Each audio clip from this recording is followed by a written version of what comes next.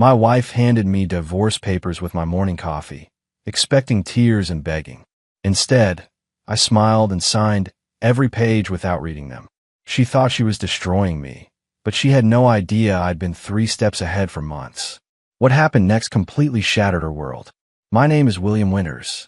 I'm 48 years old, and I run an IT consulting business that helps small companies set up their computer systems. It's steady work, pays well enough to keep us comfortable in our house in Riverside Heights. At least, it kept us comfortable until the morning I found those divorce papers sitting on the kitchen counter like a restaurant bill. Charlotte had positioned them right next to my coffee mug. Not accidentally, mind you. She's always been precise about these things, arranging everything just so. The papers were crisp, obviously fresh from some downtown law office that charged by the hour just to breathe their air. I picked up my coffee first, took a long sip, and stared at the legal documents. 22 years of marriage reduced to a stack of forms with little yellow sticky notes marking where I needed to sign. Charlotte walked in from the hallway, still in her yoga clothes. She'd been going to those classes 3 times a week for the past year, though I'd started noticing she never seemed particularly flexible when she came home. "I want a divorce, William," she announced, not even looking at me. She was fidgeting with her water bottle, unscrewing and rescrewing the cap like it was the most important task in the world. I set down my mug and really looked at the papers for the first time. Everything was already filled out, neat and organized. She thought this through, probably spent weeks planning it. "All right," I said, reaching for the pen she'd thoughtfully placed next to the documents. "Works for me." The silence that followed was something else. I could practically hear the gears grinding in her head as she processed my response. She'd probably rehearsed this scene a dozen times, maybe even practiced it in front of her bathroom mirror. But I'm guessing none of her rehearsals included me, just agreeing. I started signing the papers, 1 page at a time. My signature looked the same as it always did, steady, clear, no shaking hands or dramatic flourishes. Just William Winters doing what William Winters does, handling business efficiently. "That's it," Charlotte finally asked, her voice pitched higher than normal. "You're not going to ask why? You're not going to fight for us?" I looked up at her then, really looked. She was beautiful, no denying that. 45 years old, and she could still turn heads when she walked into a room.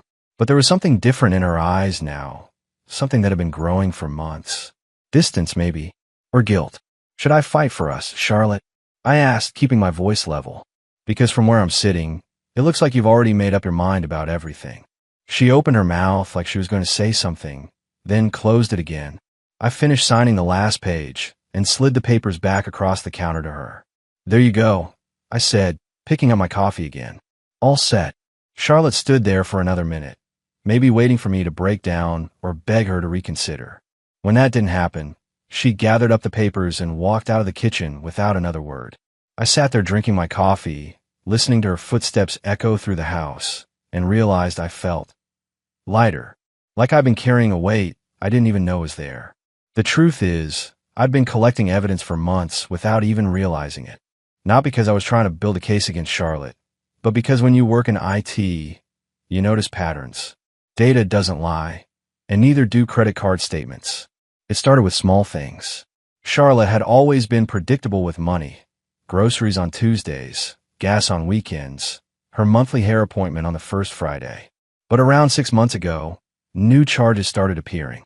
Expensive lunches at restaurants I never heard of. Hotel bookings in our own city. Why would someone need a hotel room 20 minutes from home? Then there was the perfume. Charlotte had worn the same scent for years, something light and floral she'd picked up at Nordstrom. But lately, when she came home from her book club meetings, there was something different. Heavier, more exotic. The kind of fragrance that clings to clothes when you've been somewhere you shouldn't be. The biggest red flag was her phone behavior. Charlotte used to leave her phone everywhere: kitchen counter, coffee table, bathroom sink. Now it was glued to her hand, face down whenever she set it down, and she developed this habit of taking it to the bathroom every single time. But the real smoking gun was her car's GPS history. Last month, I'd helped her update the navigation system when it started glitching. While I was scrolling through recent destinations to clear some memory, I noticed addresses that didn't match her usual routine. A downtown apartment complex, a wine bar in the business district, places Charlotte had never mentioned visiting. I didn't confront her about any of it. What was the point?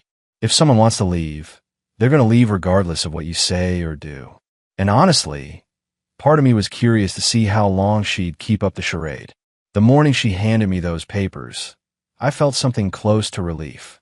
Not because I wanted our marriage to end, but because the pretending was finally over. No more wondering if I was imagining things. No more second-guessing myself when she came home with stories that didn't quite add up. Charlotte was upstairs now, probably calling her lawyer to confirm the papers were signed. I could hear her voice through the ceiling, excited and animated in a way she hadn't sounded around me in months. I finished my coffee and opened my laptop again. My clients were depending on me to manage their portfolios, and the market doesn't care about personal drama. Besides, staying busy would keep my mind off the fact that my wife of 22 years had just walked out of my life as casually as she'd walk out of a grocery store. Funny thing about endings, sometimes they feel more like beginnings. 3 days after Charlotte got her signed papers, she assembled her crisis management team at Bella Vista, that overpriced brunch place downtown, where they charge $15 for avocado toast and call it artisanal. I knew about the meeting because Paige Barrett posted a photo of their mimosa tower on Instagram with a caption, "Supporting my girl through tough times." Paige had been Charlotte's closest friend since college, though I'd never understood why. She was the type of woman who collected other people's drama, like some folks collect vintage wine. Always stirring the pot, always ready with advice that somehow made situations worse instead of better. The group included Rachel Stone, who'd been divorced twice and treated it like a competitive sport, and Michelle Harper, whose main qualification for giving relationship advice was that she'd been married to the same guy for 15 years despite clearly despising him. I found out about their entire conversation because Rachel, bless her heart, had a few too many mimosas and called me later that evening. Rachel had always liked me better than she liked Charlotte, probably because I'd helped her navigate her second divorce settlement without charging her my usual consulting fee. "William," Rachel said when I answered, her words slightly slurred, "I just wanted you to know that your wife is completely delusional."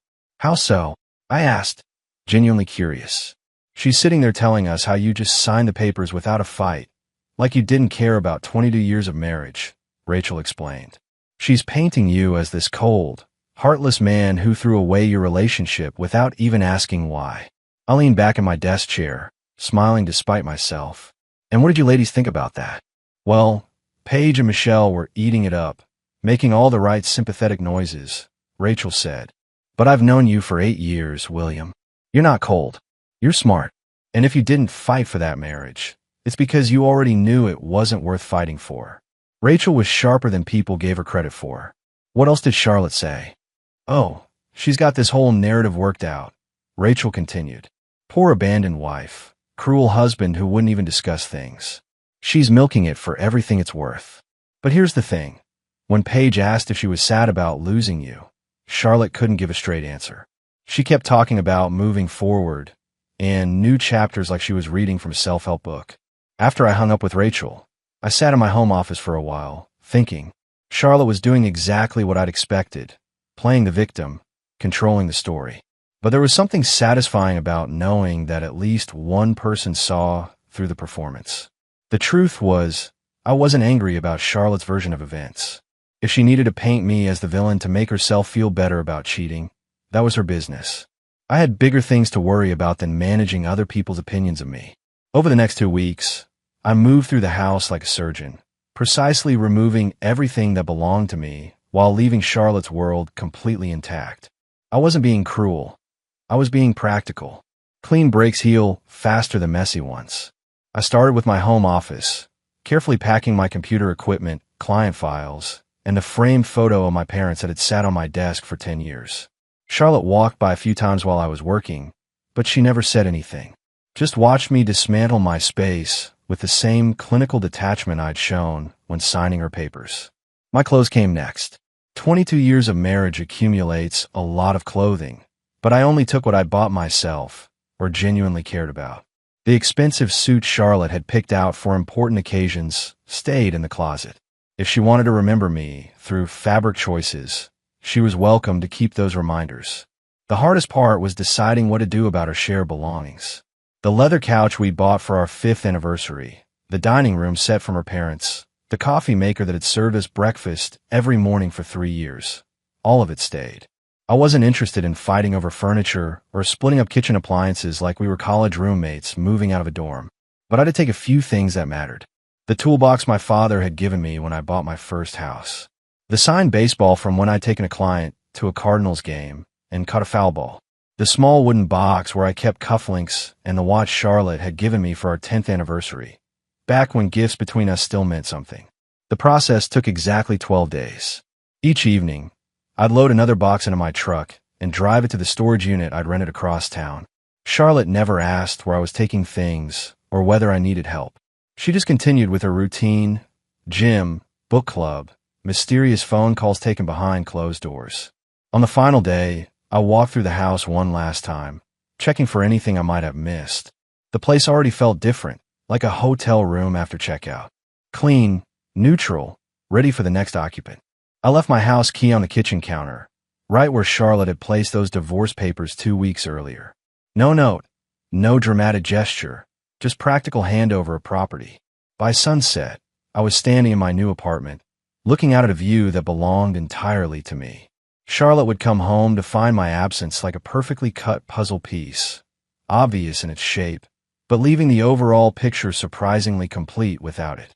My new apartment was in Highland Ridge, a modern complex 15 minutes from my old house, but worlds away in every way that mattered.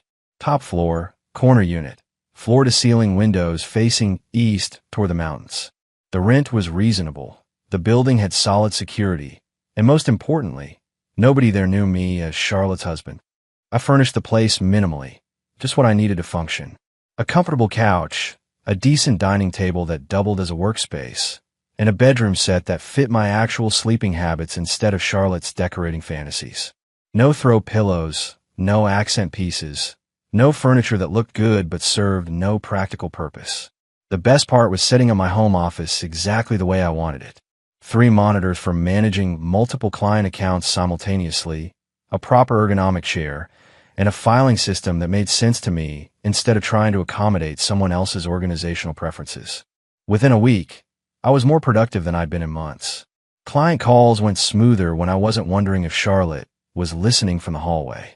Financial reports got completed faster when I wasn't constantly interrupted by requests to move my computer stuff, so she could use the dining room for whatever craft projects she discovered online.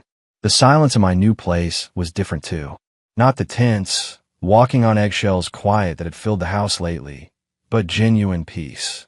I could work late without feeling guilty, watch whatever I wanted on television, and eat dinner at the kitchen counter without having to make conversation about Charlotte's book club drama.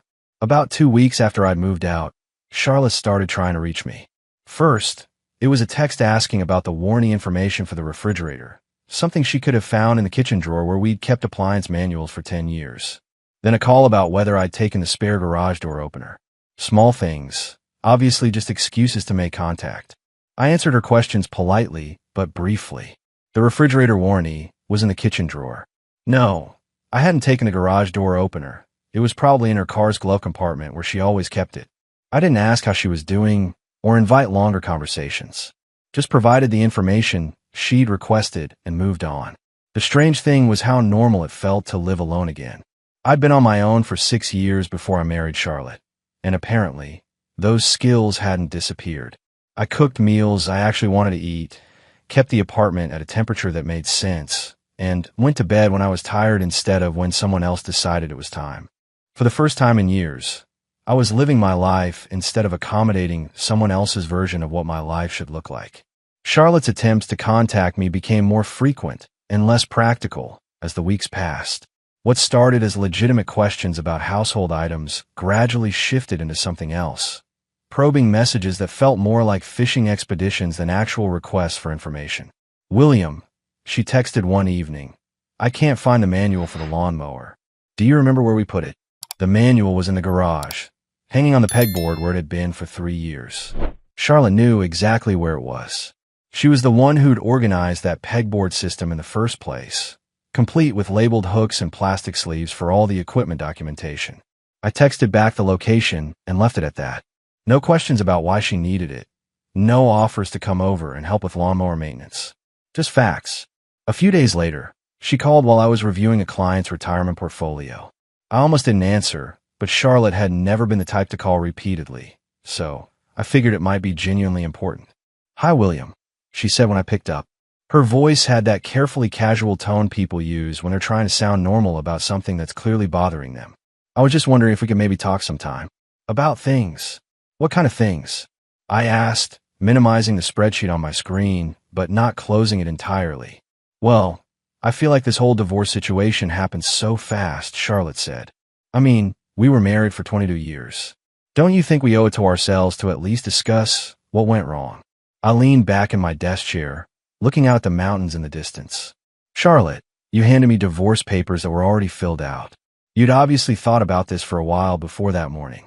What's left to discuss?" The silence stretched long enough that I wondered if the call had dropped. Finally, Charlotte said, "I just think it's strange that you didn't even ask why I wanted the divorce. Most people would want to understand what happened. Most people probably don't spend 6 months watching their spouse come home with someone else's cologne on their clothes." I replied, keeping my voice conversational. Another long pause. "I don't know what you mean by that." "Sure you do," I said. "But it doesn't matter now. You wanted out, you got out. We're both free to move forward however we want." "But William Dash," she started. "Charlotte," I interrupted gently. "I need to get back to work. Was there anything else you actually needed?" She hung up without answering. I turned back to my computer screen and finished reviewing the retirement portfolio, but part of my mind stayed focused on that phone call. Charlotte wasn't reaching out because she missed me or regretted her decision. She was reaching out because my reaction wasn't fitting her narrative, and that was making her uncomfortable. She'd expected anger, drama, maybe desperate attempts to win her back. Instead, she got practical responses and polite disengagement. And apparently, that was somehow worse than the explosive confrontation she'd been prepared to handle. The call came on a Thursday evening while I was debugging a client's network configuration. The number wasn't in my contacts, but something about the area code made me answer. "Dad," I nearly dropped my phone. Sebastian's voice, deeper now than when I'd last heard it 3 years ago, but unmistakably my son. "Sebastian," I said, closing my laptop immediately. "Where are you?" "Phoenix," he replied. "I just heard about your divorce. Mom called me yesterday." My ex-wife Linda had remarried when Sebastian was 12 and moved to Arizona with her new husband. Our son had chosen to stay with them through high school, and I'd respected that decision even though it meant seeing him only during summer breaks and holidays. Now he was 26, running his own software development company, and apparently keeping tabs on my life from 2 states away. "How much did your mother tell you?" I asked, genuinely curious about what version of events had reached Phoenix. "Enough to know that Charlotte initiated everything and you didn't put up a fight," Sebastian said. She seemed surprised by that. Said it wasn't like you to just accept something like this without getting all the facts first. Linda knew me well enough to recognize when my behavior didn't match my character. We'd been divorced for 15 years, but our split had been amicable. Just 2 people who'd gotten married too young and grown in different directions. No cheating, no drama, just honest recognition that we wanted different things from life. "Your mother's right," I said. I had to get the facts first. Just didn't see any point in fighting over something Charlotte had already decided. "Want to tell me what really happened?" Sebastian asked. I found myself smiling. My son had inherited my analytical mind and Linda's direct communication style. He wasn't asking for gossip or drama. He wanted to understand the situation so he could respond appropriately. "Charlotte had an affair," I said simply. "I found out about it months ago, but didn't confront her. When she asked for the divorce, I figured it was easier to let her think she was in control of the narrative." "Smart," Sebastian said approvingly. "No point in giving someone ammunition they can use against you later." "But Dad, are you okay?" "Really okay?" The question caught me off guard. Not because Sebastian was asking, but because I realized the answer was genuinely yes. "I'm better than okay," I told him. "I'm actually doing pretty well." "Good," Sebastian said, "because I was thinking about taking a break from the Phoenix heat, maybe visiting Colorado for a few weeks. If you're up for some company." I looked around my quiet apartment, imagining Sebastian's laptop set up at my dining table, both of us working on our respective projects in comfortable silence the way we used to when he was a teenager.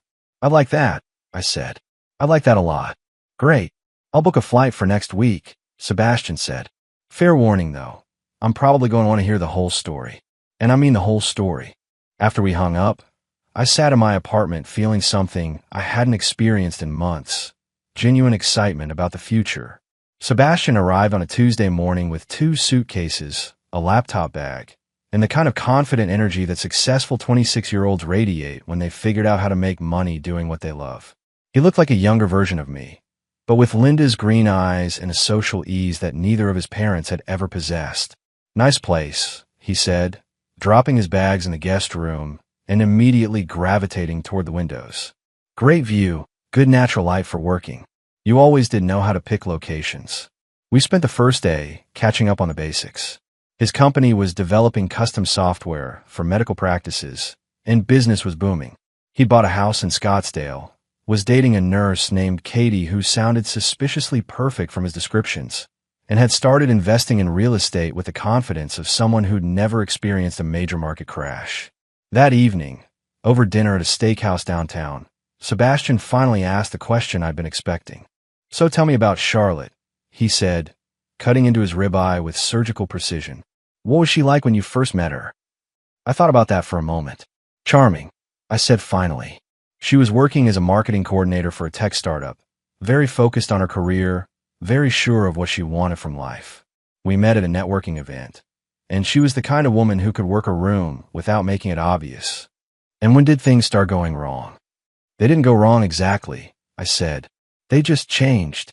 Charlotte always needed to be the center of attention, but in the early years, that energy was directed outward. She was building her career, making connections, climbing the ladder. But after she hit a certain level of success, that need for attention turned inward. Our marriage became another project for her to manage. Sebastian nodded thoughtfully. "And the affair?" "Started about 6 months ago with a guy named Derek Walsh. Personal trainer, 28 years old. Exactly the kind of person Charlotte would choose if she wanted to feel young and desired again." "Did you ever think about confronting her directly?" I shook my head. What would have been the point? If someone wants to cheat, they're going to cheat. If someone wants to leave, they're going to leave. Fighting about it just gives them more ammunition to use against you later. Sebastian leaned back in his chair, studying me with those analytical green eyes. "You know what's interesting, Dad? You're handling this divorce better than Mom handled yours. And that one was mutual." He was right.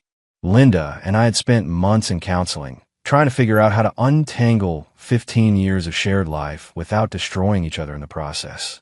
This felt cleaner somehow, maybe because I'd seen it coming. "Maybe I learned something from the first time around," I said.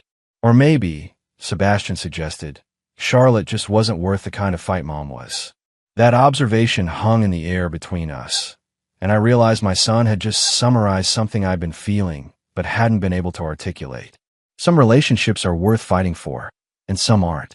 The trick is knowing the difference. It was raining the kind of steady, persistent rain that makes you question why anyone chooses to live in Colorado when Sebastian and I were just finishing dinner.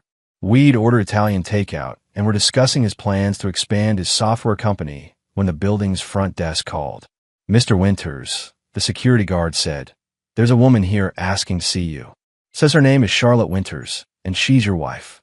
I glanced at Sebastian, who raised an eyebrow but said nothing. "Let her come up," I told the guard.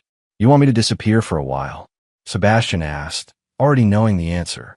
"Actually, no," I said, clearing our dinner containers from the coffee table. "Stay right where you are. I have a feeling this conversation might benefit from a witness." 5 minutes later, Charlotte knocked on my door. When I opened it, she looked like she'd been caught in the rain for longer than the elevator ride suggested. Her hair was damp, her makeup slightly smudged, and she was wearing the kind of expensive casual clothes that were supposed to look effortless, but probably cost more than most people's mortgage payments. "William," she said, stepping into my apartment without waiting for an invitation. "We need to talk." She stopped short when she saw Sebastian sitting on my couch, laptop open, looking completely at home. For a moment, her composure slipped, and I saw genuine confusion in her eyes. "Charlotte," I said calmly, "this is my son Sebastian." "Sebastian, this is Charlotte." Sebastian stood up and extended his hand with the kind of polite professionalism he'd learned in business meetings. "Nice to meet you, Charlotte. Dad's told me a lot about you." Charlotte shook his hand automatically, but I could see her mind racing. In all our years of marriage, Sebastian had visited maybe 3 times, always briefly, always during holidays when Charlotte was too busy with her own family obligations to pay much attention to him. "I didn't know you were visiting," Charlotte said, still trying to process Sebastian's presence. "I decided to take some time off from Phoenix," Sebastian replied easily. "Spend some quality time with my father during his transition." The way he said transition made it clear he knew exactly what kind of transition we were discussing. Charlotte's eyes darted between Sebastian and me, probably calculating how much he knew about her situation. "William," she said, turning back to me, "I really think we should talk privately. Whatever you need to say, you can say in front of Sebastian," I replied, settling into my chair. "He's family." Charlotte stood there for a moment, clearly thrown off script. She'd probably rehearsed this conversation, maybe even practiced it in her car before coming up. But whatever she planned hadn't included an audience, especially not an audience who understood exactly why our marriage had ended. "I froze when I saw who you were having dinner with," Charlotte said finally, her voice smaller than usual. "I mean, I didn't expect. I thought you'd be alone." Sebastian closed his laptop and looked between us with the kind of alert attention he usually reserved for debugging complex code problems. "Why would you expect me to be alone?"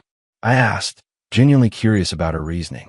Charlotte's mouth opened, then closed. Whatever answer she prepared obviously didn't work with Sebastian sitting 3 feet away, taking in every word. Charlotte stood in my living room for almost a full minute, clearly struggling to recalibrate her approach. She'd obviously come here expecting to find me isolated, maybe depressed, certainly willing to engage in whatever drama she'd scripted for this moment.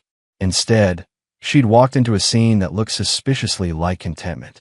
"I don't understand how you can just move on like this," she said finally, gesturing vaguely at my apartment, at Sebastian, at the life I'd built without her.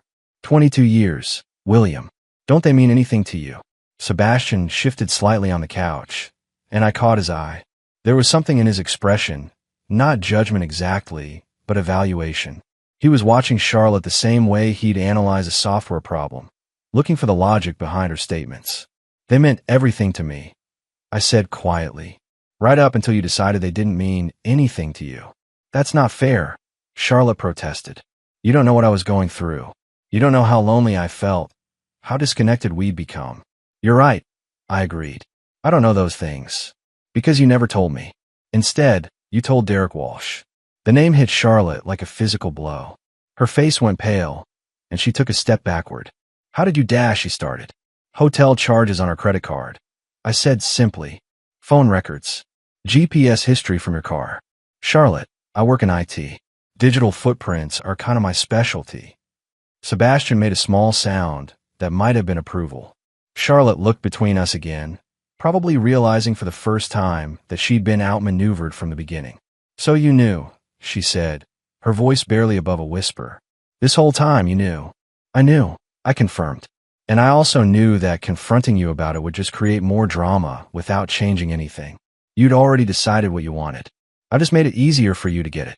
Charlotte sat down heavily in the chair across from me, like her legs had suddenly stopped working properly. I thought you'd fight for us. I thought you'd at least try to save our marriage." "Why would I fight to keep someone who didn't want to be kept?"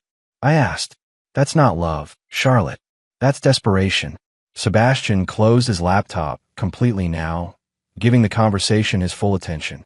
I could see him processing everything, not just the words but the dynamics, the way Charlotte had expected one response and gotten something completely different. "I made a mistake," Charlotte said, tears starting to form in her eyes. "Derek and it's over. It was never really anything serious. I got confused. I'm sorry it didn't work out," I said, and I meant it. Not because I wanted Charlotte back, but because I didn't wish pain on anyone, even someone who'd caused me plenty of it. "William," she said, leaning forward in her chair, "is there any chance we could try again? Start over?" I looked at her, really looked at her, and realized that whatever I'd once felt for Charlotte had transformed into something else entirely. Not hatred, not anger, just distance. Like looking at a photograph of a place you used to live but could barely remember. "No," I said gently. "There isn't." Charlotte sat there for another moment, then stood up slowly. "I should go." I walked her to the door, and As she stepped into the hallway, she turned back one more time. "I hope you're happy, William," she said, and for the first time since she'd arrived, her voice sounded genuinely sincere. "I am," I told her. "I really am." After she left, Sebastian and I sat in comfortable silence for a while. Finally, he opened his laptop again and said, "Well, that was educational. What did you think?" I asked. "I think," Sebastian said, typing something into his computer, "you handled that exactly right. And I think you're going to be just fine without her." Looking around my apartment, at my son working on his laptop, at the life I'd built for myself, at the peace I'd found in my own space, I realized he was absolutely right.